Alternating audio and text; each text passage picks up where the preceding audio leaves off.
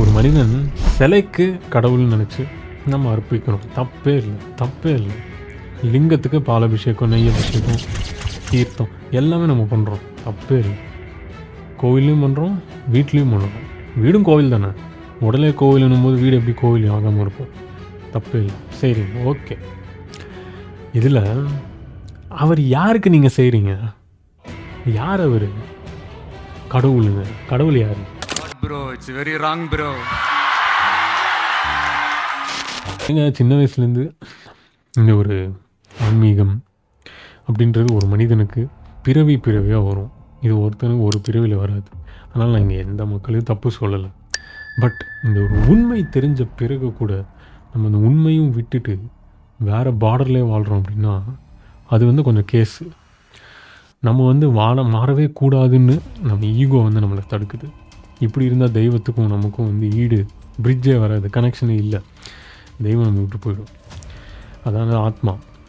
இப்போது ஒரு அம்மா கேட்டிருந்தாங்க, இந்த video shout out to Sudha Santosh அம்மா. அவங்க கேட்டிருந்தாங்க, Swami because of my works அடலிங்க சுவாமி ஏதோ சொன்னாங்க, எனக்கு தெரில அது யாருன்னு. ராமலிங்க சுவாமின்னு நினைக்கிறேன், சாரி. ஸோ அவங்களுக்கு ஏதோ நம்ம பூஜை பண்ணணும், அர்ப்பணம் பண்ணணும், ஸ்வீட்டு ஒரு ஏதோ சக்கரை வச்சு ஏதோ சொல்லணும்னு சொன்னாங்க. எனக்கு அது கிளியராக தெரியல.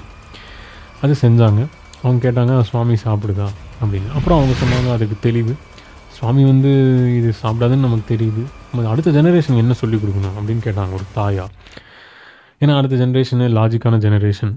அடுத்த ஜெனரேஷனில் நம்ம எஸ்கேப் ஆக முடியாது. அடுத்த ஜெனரேஷனுக்கு கொஸ்டின் இருந்தால் ஒரு கேள்வி பதில் வேணும். அப்படி இருக்கிற ஜெனரேஷனுக்கு நம்ம என்ன சொல்லணும், அது முக்கியம். இப்போது இந்த தாய் கேட்டது கேள்விக்கு அவங்களே ஒரு பதில் சொன்னாங்க.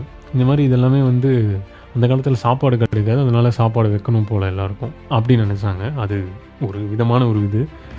உண்மையிலேயே கடவுள் அப்படின்ற அர்த்தம் கடந்து உள்ளே போ, கடந்து உள்ளே செல். கடவுள் எல்லாத்தையும் முடிஞ்சு கடந்து போகிற நிலை கடவுள். இது ரெண்டு. இதோடைய அர்த்தங்கள் எல்லாம் சில வழிபாடு. சித்தர்கள்லாம் சிலை வச்சு இப்படி கும்பிடு அப்படி கும்பிடுலாம் சித்தர் சொல்லலை.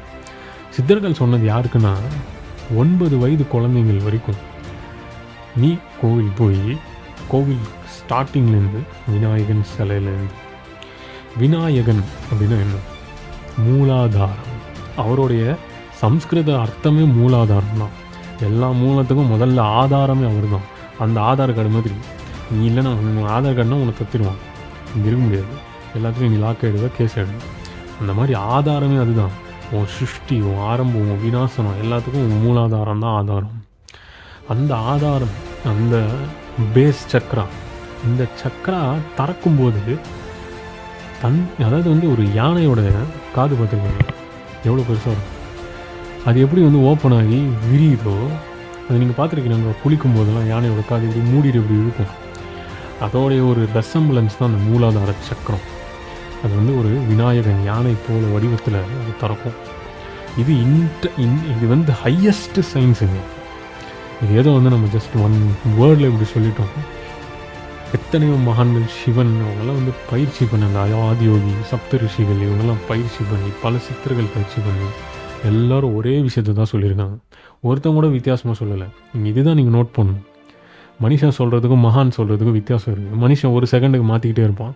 மகான் ஒரு செகண்ட் இல்லைல்ல, பல 1000 கோடி வருடங்கள் ஆனாலும் மகான் சொன்ன ஒரு உண்மை அப்படியே தான் இருக்கும்.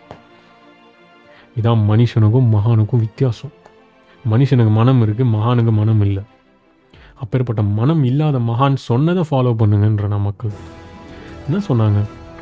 மூலாதாரம், சுவாதிஷ்டானம், மணிப்பூரம், அநாகதம், விஷுத்த, ஆக்னி, சஹசிரார சக்கரம். பிறவி எடுக்கும் போதுலேருந்து மேலேருந்து கீழே போயிடுச்சு ஞானம், அந்த எனர்ஜி. திரும்ப அந்த குண்டலினி ஏற்றி பயிற்சி செஞ்சு 18லேருந்து 24 வருஷம் செஞ்சால் மட்டும்தான் குண்டலினி ஏறும். அப்பேற்பட்ட அந்த குண்டலினி மேலே ஏறும்போது அந்த மனிதன் என்ன செய்யணும்?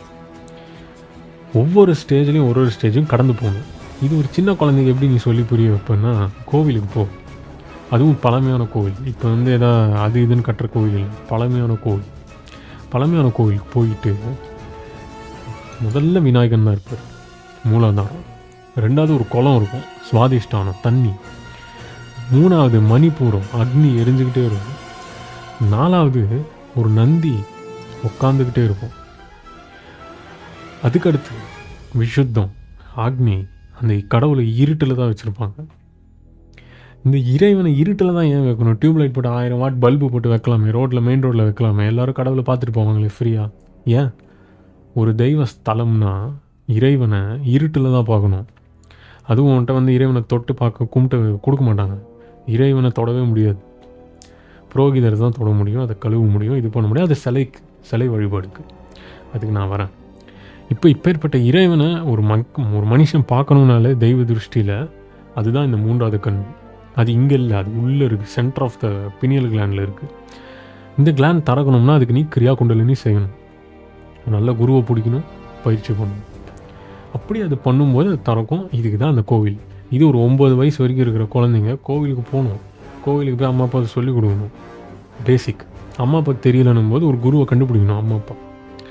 இது தாங்க குருகுலம் இந்த மாடர்ன் ஜெனரேஷனுக்கு. இது முடிஞ்சிச்சா? சரி, இப்போ சுதா அம்மா கேட்ட கேள்விக்கு, இங்கே ஒரு மனிதன் சிலைக்கு கடவுள்னு நினச்சி நம்ம அர்ப்பிக்கணும். தப்பே இல்லை. லிங்கத்துக்கு பாலாபிஷேகம், நெய் அபிஷேகம், தீர்த்தம் எல்லாமே நம்ம பண்ணுறோம். தப்பே இல்லை. கோவில்லையும் பண்ணுறோம், வீட்லேயும் பண்ணுறோம். வீடும் கோவில் தானே. உடலே கோவில்னும் போது வீடு எப்படி கோவில் ஆகாமல் இருக்கும்? தப்பே இல்லை. சரிங்க, ஓகே. இதில் அவர் யாருக்கு நீங்கள் செய்கிறீங்க? யார் அவர்? கடவுள். கடவுள் யார்? நீதான்டா கடவுள். மனிதன் சரீரம் சுத்தமாக இருக்கணும். உன்னுடைய இன்டீரியர் இன்க்ளூடிங் ஆனல் ஹோல், உன்னுடைய யூரினேஷன் போகிற இது, பெண்களுக்கு வஜைனா, பிரெஸ்ட், ஆண்களுக்கு செஸ்ட், இன்டீரியர் மவுத், எல்லாமே சுத்தமாக இருக்கணுன்றதுக்கு அபிஷேகம் யாருக்கு பண்ணுற? நீ இறைவன். நீ தான். இந்த சரீரம் சரியாக இருந்தால் தான் உனக்குள்ள ஆத்மா உட்காரும். இந்த சரீரம் சரியில்லைன்னா ஆத்மா உட்காராது. விந்து சரியாக இருந்தால் தான் விந்து, அதாவது இருக்கிறதுல இந்த ஹையஸ்ட்டு பூஜை பிரதோஷம் அதெல்லாம் சொல்லுவாங்க இல்லையா? இது எதுக்கு வச்சாங்க, ஏன் வச்சாங்கன்னு அங்கே செய்கிற புரோகிதரை என்கிட்ட வந்து கேட்டார். போன வாரம் கூட அங்கே ஒரு கோயில், நான் பேர் சொல்ல விரும்பலை, அங்கே ஒரு கோயில் பிரதிஷ்டை எல்லாமே பண்ணி சொல்லி கொடுக்குறவரே என்கிட்ட வந்து கேட்டார், ஐயா நம்ம பிரதோஷம் இதெல்லாம் எதுக்கு ஐயா பண்ணுறோம் அப்படின்னா, நான் சொன்னேன் இந்த அபிஷேகங்கள் இதெல்லாம் எதுக்கு செய்கிறோன்னா, ஒரு மனிதன் உடலுக்குள்ள பால், நெய், இந்த ப்ராடக்ட்ஸ், அதாவது வந்து சின்ன வயசுலேருந்து பிறக்கும்போது பால், தாய்ப்பால், அதுக்கடுத்தது ஒரு மாடோட பால், அதுக்கடுத்து நெய், அதுலேருந்து வர சாப்பாடு, இது மூலிமா அவன் பாடி டெவலப் ஆகுது. இதெல்லாம் எதுக்கு ஆகுது, எதுக்கு ஆகணும் அப்படின்னா, உன் பாடிக்குள்ளே சில ப்ராடக்ட் போனால் தான் உனக்கு தெய்வீக தத்துவங்கள் வளரும். சில ப்ராடக்ட் போச்சுன்னா உன் தெய்வீக தத்துவமே வளராது. எக்ஸாம்பிளுக்கு நிறைய இருக்குது, அதை நான் இங்கே சொல்ல விரும்பலை. ஸோ இப்பேற்பட்ட தெய்வீக தத்துவத்தில் வர ப்ராடக்ட்ஸ் தான் அந்த மாட்டுப்பால். அந்த மாட்டுப்பால் ஒரு மனுஷனுக்கு வரணும். இன்றைக்கி பல பேர் ஏதோ பீட்ரு விட்டுகிட்டே இருக்கீங்கம்மா, வீகன் போடணும், அது போடணும், வீகன் எதுக்கு வேணால் கடைசியில் வந்து டேப்லெட்டை சாப்பிட்டுட்டு தான் உட்கார போகிறீங்க எல்லோரும் வீட்டில். அதுக்கு நான் சர்ச்சைக்கு வரல, சொல்கிறேன். இது பேசிக், இது ஸ்பிரிச்சுவாலிட்டி. இப்படி ஒருத்தன் வந்து வழிபட்டால் தான் அவனுடைய குண்டலினி, அவன் சரீரம், அதனுடைய உடல், அதனுடைய தோல் இதெல்லாம் வந்து பர்ஃபெக்டாக இருக்கும். இதை பர்ஃபெக்ட் பண்ணாமல் நீ வந்து தெய்வத்தை நினச்சிட்டு இருந்தேன்னா எலும்பு கூட இடும். இப்பேற்பட்ட ஒரு தெய்வ தத்துவத்தை அன்றே கிருஷ்ணர்லேருந்து பல பரமாத்மா, இயேசுநாதர் கூட நல்ல உணவு சாப்பிடுப்பா, நல்லா உணவு சாப்பிட்டா தான் தெய்வ சிந்தனையே வரும்னு இயேசுநாதர் சொல்லியிருக்கார். மதங்களுக்கும் மனிதனுக்கும் சம்மந்தமே இல்லை. இந்த ஆன்மீகம்ன்றது இயேசுநாதர் ஃபாலோ பண்ணாலும் ஒன்று தான், கிருஷ்ணர் ஃபாலோ பண்ணாலும் ஒன்று தான், அது நபி ஃபாலோ பண்ணாலும் ஒன்று தான், புத்தர் ஃபாலோ பண்ணாலும் ஒன்று தான். ஒரே சரீரம், ஒரே ஆத்மா தான். அதோடைய பிறவி வேறு, அவங்களுடைய பக்தி வேறு, அதோடைய ஒரு பவர் வேறு, அவங்க செஞ்ச பயணம் வேறு, ப்ராக்டிஸ் வேறு. அதாவது நம்மளுடைய முடியை 1.5 லட்சமாக வெட்டினீங்கன்னா உங்கள் ஆத்மாவை பார்க்க முடியும். இந்த முடியை 1.5 லட்சமாக வெட்ட முடியுமா? வெட்டுற ஒரு ஜாம்பவான் இருக்கா, மிஷின் இருக்கா? அதனால தான் கிருஷ்ண பரமாத்மா அந்த காலத்திலே சொன்னார். அப்பேற்பட்ட ஒரு ஞானத்தை நம்ம எப்படி ஒவ்வொரு மூமெண்ட்டும் வளர்த்துக்க முடியுன்றதுக்கு தான் ஆன்மீகம் தேவை. அதுக்கு ஒரு குரு தேவை. ஸோ இப்படி ஒருத்தரும் இங்கே எத்தனையோ 1000 டிசைபிள்ஸ் ப்ராக்டிஸ் பண்ணுறீங்க, இத்தனை ஆத்மாக்களும் அங்கே போகணும். போகணுன்னா பல லட்சம் பேரை கூட்டு போகிறதுக்கு நான் ரெடி. ஆனால் வரவங்க இவ்வளோதான் போது நம்ம ஒன்றும் பண்ண முடியாது. ஸோ இதை சொல்லி விடைபெறேன். இதுக்கு மிஞ்சி நான் இந்த வீடியோவில் பேச விரும்பல. ஹரி ஓம்.